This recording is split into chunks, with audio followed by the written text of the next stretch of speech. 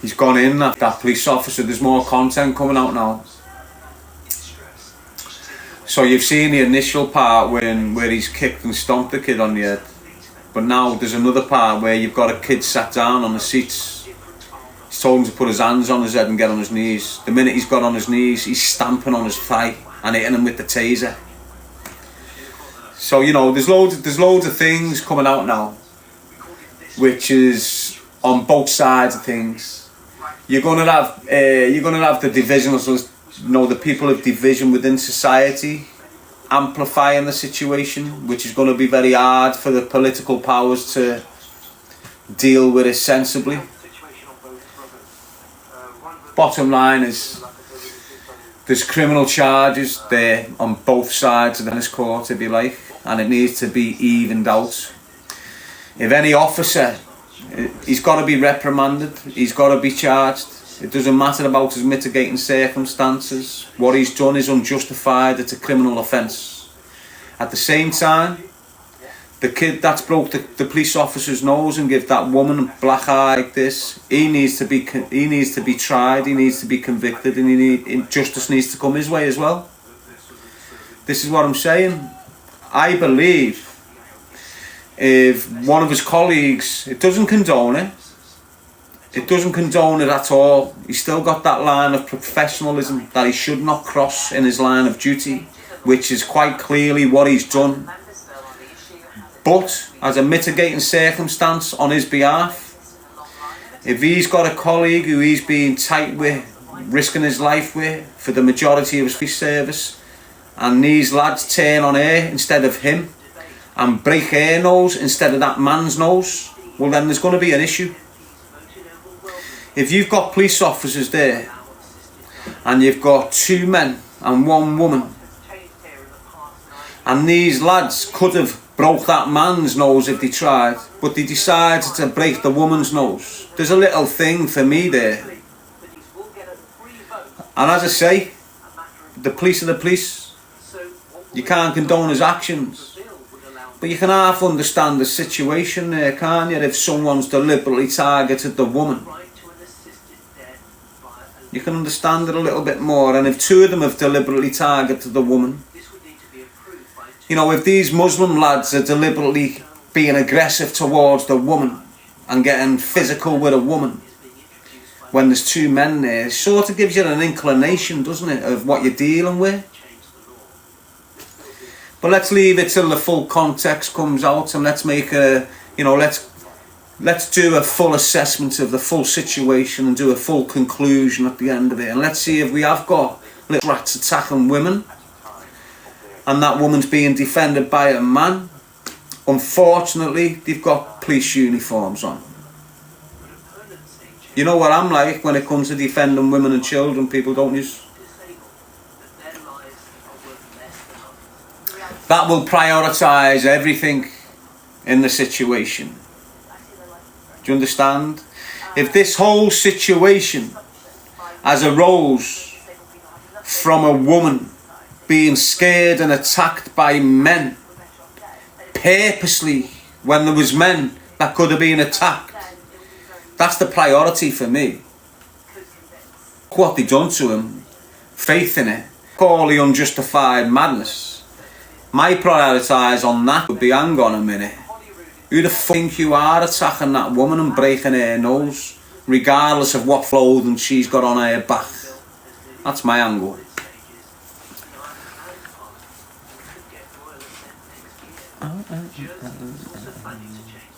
And there's women on both sides, you know, there's women being hurt on both sides, don't get you a twist. You've got a mum there who's seeing her sons be beat up, so you've got to consider that woman's place in this situation.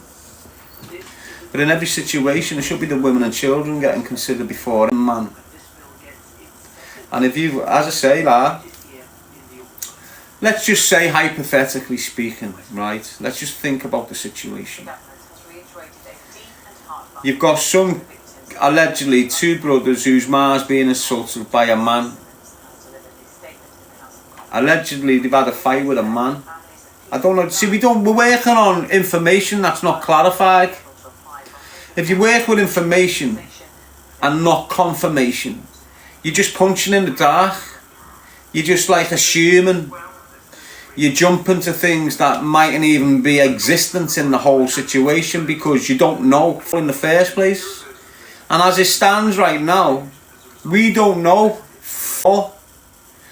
Even the lads that are repping, even that, you know, that Birmingham MP, the one from Ladywood, his boss comes out of his mouth. I've never heard it come out of another politician's mouth with regards to drug dealing in the communities and all this. So he knows what he's talking about, but at the same time, even he hasn't got a clue of the full episode of what's gone on.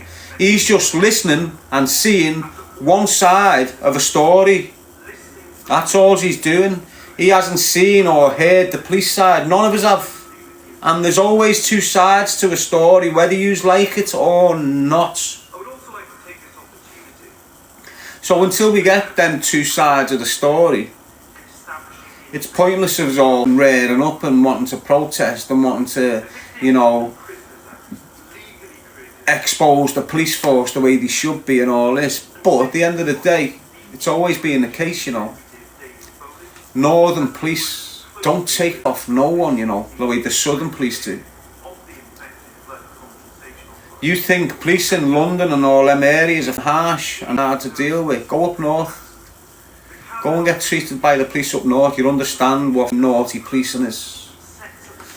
So we've always had that sort of policeman up north. You know, that sort of behaviour from that policeman rarely comes with the territory when you're a criminal. You expect this sort of back and forth when you're a drug dealer or organised crime group member. If that armed response vehicle's pulling you on your estate and your car is, you know, highlighted and warning mark for firearms and all, trust me, you're getting an attitude of force. And these most ARV units, you know, they are a police force, not a police service. And this is what you need to start understanding, people, when you're dealing with different elements of the forces. Some are there to do the general population a service, and then some of them are there to put force on people. And the people that the police force target are the ones that are using firearms on your street normally.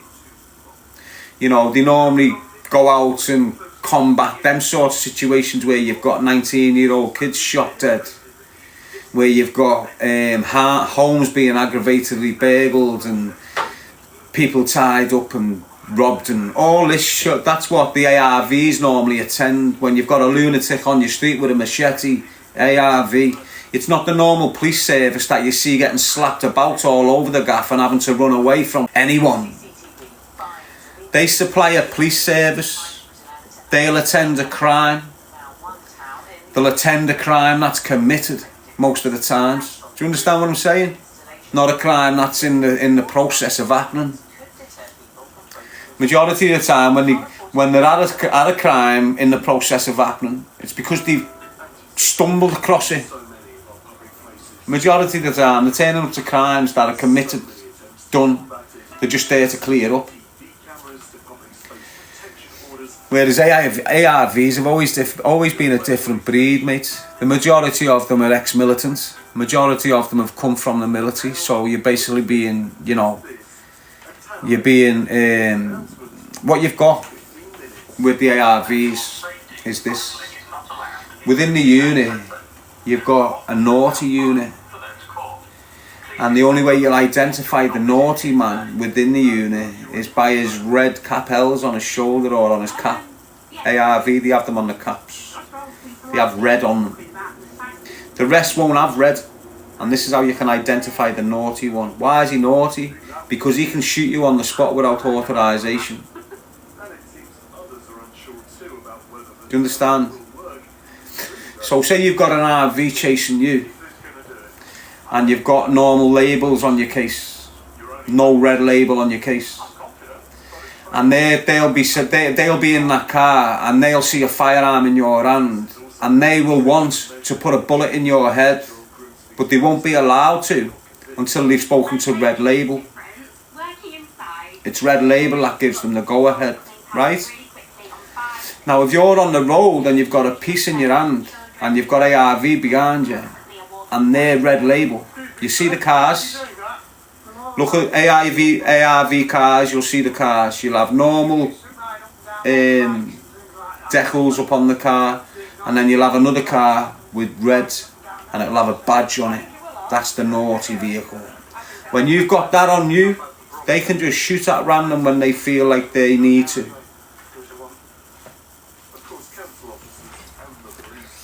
And that's what you need to understand. Think about it. Do you really think you've got a chance against the police force? You can have your little protest and you can, you know, push them left and right, and that's them tolerating you.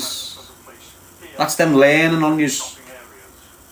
You know, they're learning crowd control tactics and methods with you.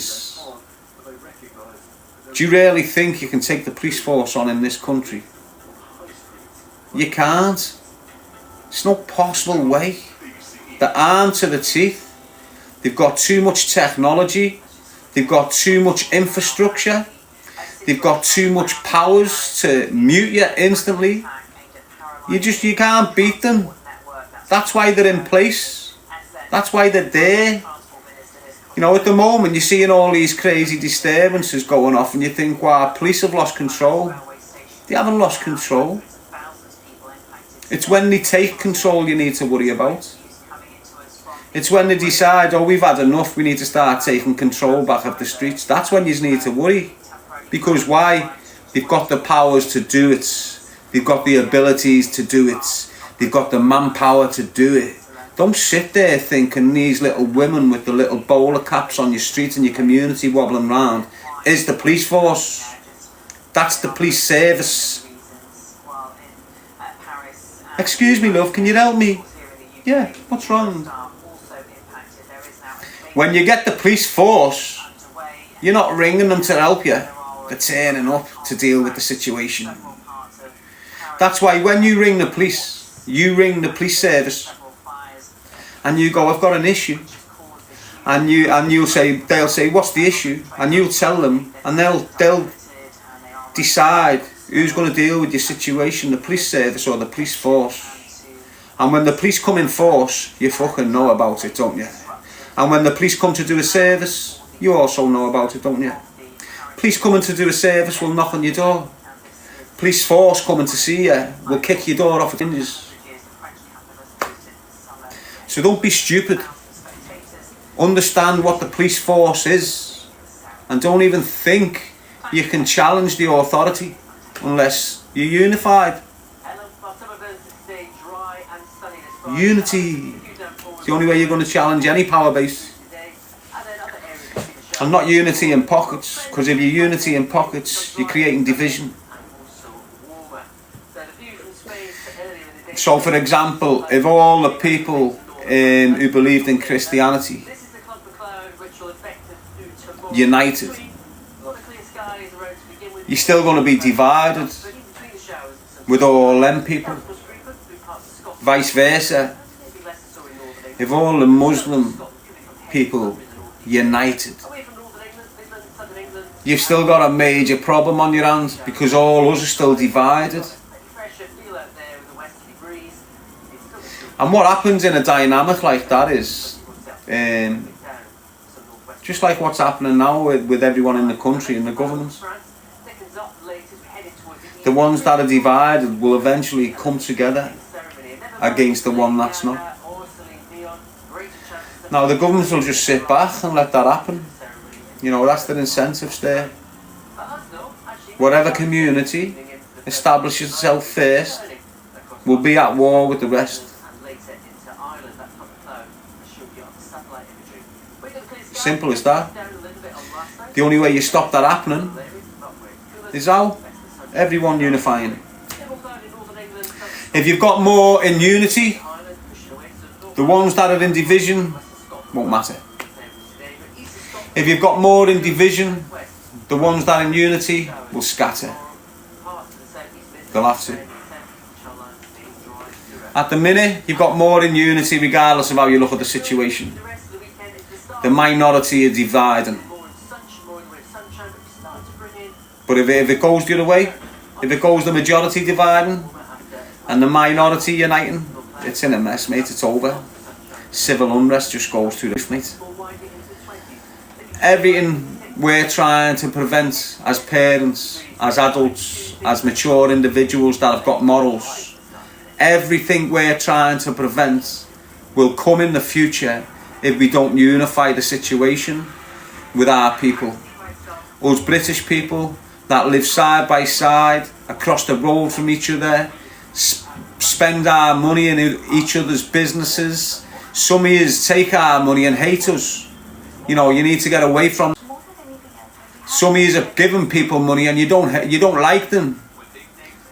You know, you're willing to give them money, but you're not liking them. You're willing to take the money, but you're not liking them. It doesn't make sense. What, are you taking the money to make them poor? Is that your ideology there?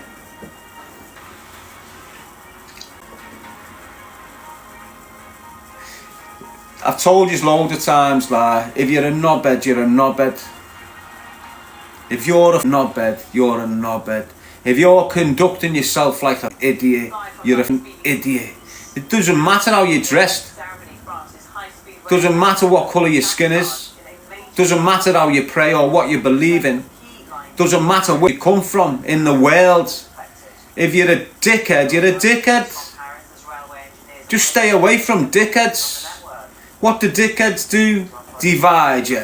What do dickheads do? Plant insecurity. What do dickheads do? Chat, create division all over them gaff. That's a dickhead for you. And you can spot them a mile away. What's a dickhead for you? That drug dealer that thinks he owns your community. It's a dickhead. Do you understand? What's a dickhead for you? That kid at the bottom of the street who's 29 years old, sat on a soron with 21-year-old lads smoking weed. That's a dickhead for you. Do you understand what I'm saying? Avoid the dickheads and you'll be sound. And as I've just told you straight, doesn't matter where you're from, you can be a dickhead. And I just don't like dickheads. I don't care if you're a Muslim, a Jew, a Christian, a witch. I don't give a shit. If you're not a dickhead, in a bit, kid. If you're a dickhead, stay away, kid. Simple as that, isn't it?